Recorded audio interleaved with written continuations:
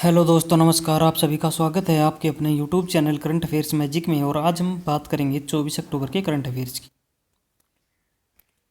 हमारा पहला क्वेश्चन है कि पर्यटन मंत्रालय के द्वारा जारी भारतीय पर्यटन सांख्यिकी 2020 के अनुसार साल 2019 में राज्य में आने वाले सबसे अधिक घरेलू पर्यटकों को आकर्षित करने में किस राज्य ने शीर्ष स्थान प्राप्त किया है? तो यह है उत्तर प्रदेश। यहाँ पर उत्तर प्रदेश ने जो घरेलू पर्यटक हैं उनको आकर्षित करने में पहला स्थान प्राप्त किया है वर्ष 2019 में। यहाँ पर लगभग 53.6 करोड़ घरेलू पर्यटक आए थे और जो कुल यात्री आए उनका 23.1% हिस्सा थे। इसके बाद जो दूसरे नंबर पर रहा है वो है तमिलनाडु, जहाँ 21.3% थे। और तीसरे नंबर पर रहा है आंध्र प्रदेश, जहाँ 10.2% यात्री यहाँ पर आए। तमिलनाडु यहाँ पर विदेशी यात्रियों के मामले में शीर्ष स्थान पर है, यानी विदेशी यात्री जो सबसे ज़्यादा आए वो तमिलनाडु में आए। यहाँ पर लगभग 68 लाख विदेशी यात्री आए थे। और इसके अंदर जो महाराष्ट्र है यहाँ पर 55 लाख से अधिक विदेशी यात्री आए थे, ये दूसरे नंबर पर हैं। और जो उत्तर प्रदेश, जबकि उत्तर प्रदेश है यहाँ पर 47 लाख से अधिक लोग आए थे और उत्तर प्रदेश का यहाँ पर तीसरा स्थान है। यानी विदेशी मामलों में पहला तमिलनाडु, दूसरा महाराष्ट्र और तीसरा उत्तर प्रदेश है। जबकि अपने घरेलू हैं उनके अंदर पहला उत्तर प्रदेश, दूसरा तमिलनाडु और तीसरा आंध्र प्रदेश है। और गोवा में 2019 में लगभग 9 लाख से अधिक विदेशी पर्यटक आए और ये सूची में अंतिम स्थान पर रहा है। हमारा अगला क्वेश्चन है कि कोविड-19 के लिए कोविरैप तकनीकी किसने विकसित की है? तो यह की है IIT खड़गपुर ने। और जो IIT खड़गपुर के शोधकर्ता हैं उन्होंने कोविरैप नामक एक नई कोविड-19 डायग्नोस्टिक टेस्ट तकनीकी विकसित की है।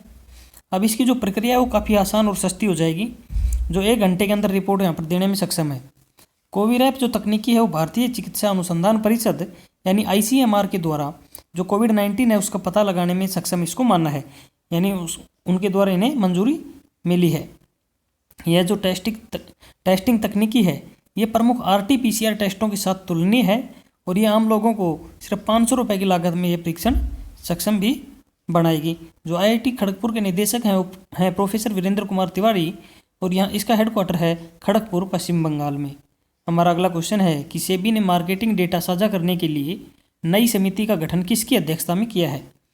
सेबी यानी securities and exchange board of India यानी भारतीय प्रतिभूत और विनिमय बोर्ड, इसने अपनी प्रतिभूतियों के बाजार डेटा तक पहुँचने के लिए यहाँ पर एक नीति की सिफारिश करने पर उच्च नीति की और श्रेणीबद्ध डेटा पैरामीटर डेटा की ज़रूरत और अंतराल की पहचान करने के लिए और डेटा को गोपनीय करने के लिए और बाजार के आंकड़ों पर लागू विनिमय की सिफारिश करने के लिए मार्केट डेटा सलाहकार समिति यहाँ पर बनाई है।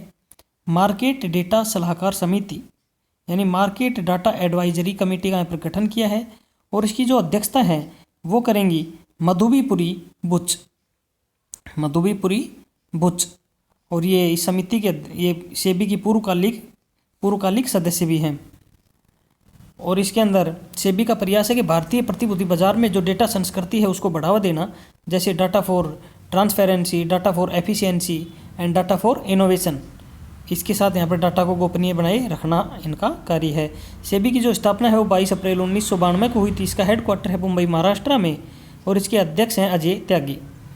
हमारा क्वेश्चन है कि उत्तराखंड का पहला रामसर स्थल कौन सा बना है? तो ये जो उत्तराखंड का पहला रामसर स्थल है ये बना है आसन कंजर्वेशन रिजर्व।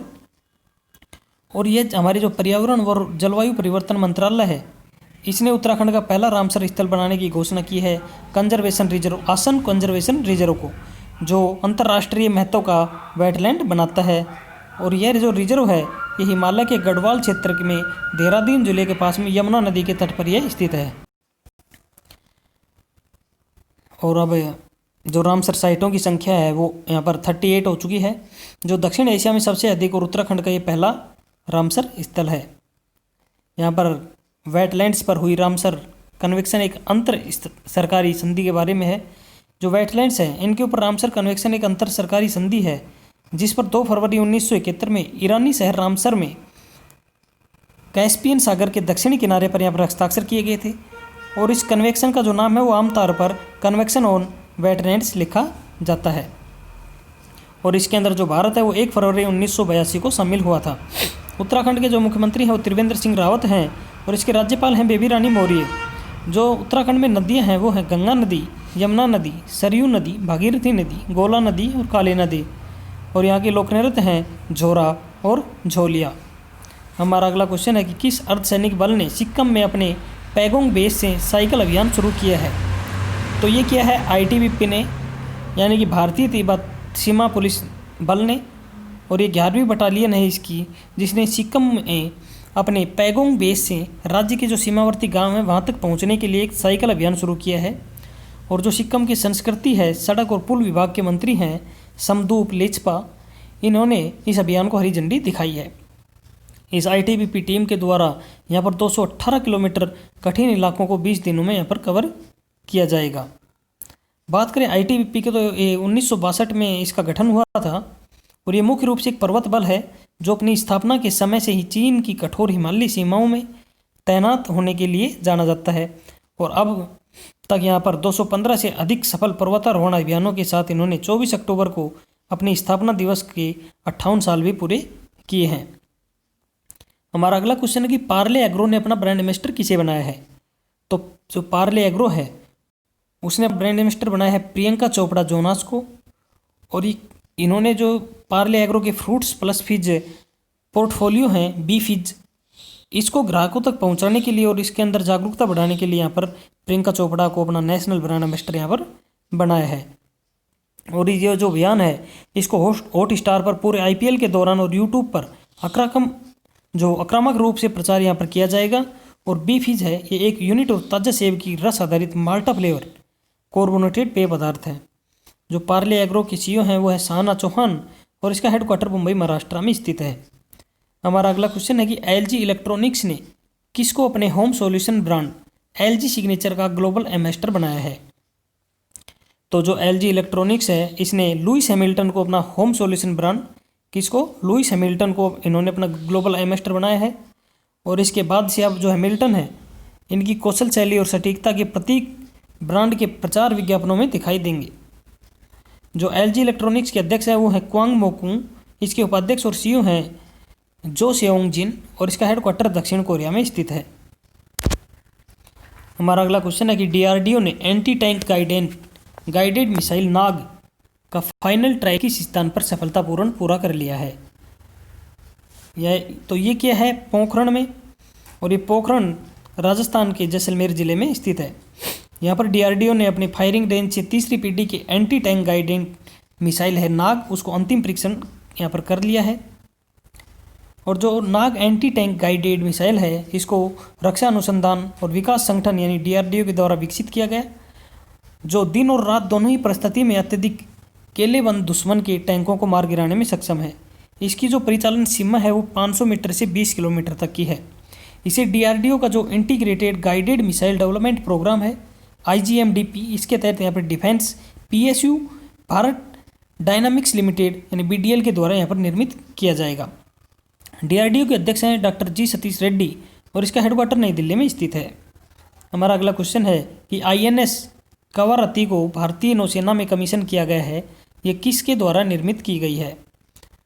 तो ये निर्मित की गई है garden rich ship builders and engineers यानी GRSA के द्वारा। और ये कोलकाता के अंदर में इसके अंदर निर्माण किया गया है। इसको जो डिज़ाइन है वो डायरेक्टर ऑफ नेवल डिज़ाइन यानी DND के द्वारा इसे डिज़ाइन किया गया था। और एंटी सबमरीन वारफेयर ASW निगरानी कॉर्वेट को प्रोजेक्ट 28 के तहत इसे बनाया गया, जिसे नौसेना के कॉर्वेट श्रेणी कॉर्वेट भी कहा जाता है। जो INS कवरती है ये अत्याधुनिक हथियार और सेंसर सूट से लैस है, जो पनडुब्बियों का पता लगाने और उन पर कार्रवाई करने में सक्षम है। हमारे नौसेना के जो प्रमुख हैं वो हैं एडमिरल करमबीर सिंह। हमारा अगला क्वेश्चन है कि स्मार्ट ब्लैक बोर्ड योजना किस राज्य सरकार ने शुरू की है? तो ये की है तमिलनाडु सरकार ने। और तमिलनाडु सरकार ने राज्य के जो 80,000 सरकारी स्कूल हैं वहाँ पर स्मार्ट ब्लैक बोर्ड योजना की शुरुआत की है। और इसका उद्देश्य है कि यहाँ पर बेहतर शिक्षण माहौल सुनिश्चित करना और साथ साथ डिजिटल इंडिया और आत्मनिर्भर भारत को कदम देना या कदम बढ़ाना। ये जो ब्लैक बोर्ड योजना है इसके तहत यहाँ पर ऑडियो वीडियो शिक्षण सामग्री की व्यापक रूप से पेन ड्राइव का यहाँ पर उपयोग किया जाएगा और कक्षाओं में कंप्यूटर स्क्रीन में दिखाया जा सकता है।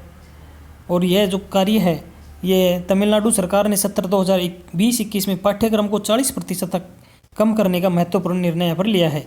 तमिलनाडु की जो राजधानी है वो है चेन्नई और इसके मुख्यमंत्री हैं एडप्पी के पलानीस्वामी और राज्यपाल बनवारी लाल पुरोहित। और तमिलनाडु का जो राज्य नृत्य है वो है भरतनाट्यम। बात करें निधन की तो असम के जो प्रसिद्ध अर्थशास्त्री थे डॉक्टर जयंत माधव, इनका निधन हो गया है। उन्होंने कलकत्ता मेट्रोपॉलिटन डेवलपमेंट कॉर्प के वित्तीय सलाहकार और एनडी में निदेशक के रूप में कार्य किया।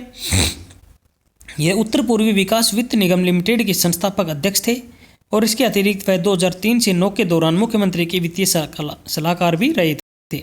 दूसरे हैं हमारे भारतीय वायुसेना की जो पहली महिला अधिकारी थी विंग कमांडर डॉक्टर विजय लक्ष्मी रमनन, इनका भी निधन हो गया है। इनका जन्म जो फरवरी 1924 में हुआ था और इन्होंने अपनी MBBS करने के बाद 22 अगस्त 1955 को आर्मी की मेडिकल कोर में ये शामिल हो गई थी और ये स्त्री रोग विशेषज्ञ थी। और अगस्त 1972 में रमनन को विंग कमांडर के पद पर पदोन्नत किया गया और 5 साल बाद उन्हें विशिष्ट सेवा पदक से सम्मानित भी किया गया था और वह फरवरी 1979 में ये सेवानिवृत्त हो गई थी। तो धन्यवाद दोस्तों, आज के लिए इतना ही। मिलते हैं नए वीडियो में नए अपडेट के साथ। तब तक पढ़ते रहिए, बढ़ते रहिए और आपके अपने YouTube channel current affairs magic को सब्सक्राइब करना ना भूलें। धन्यवाद।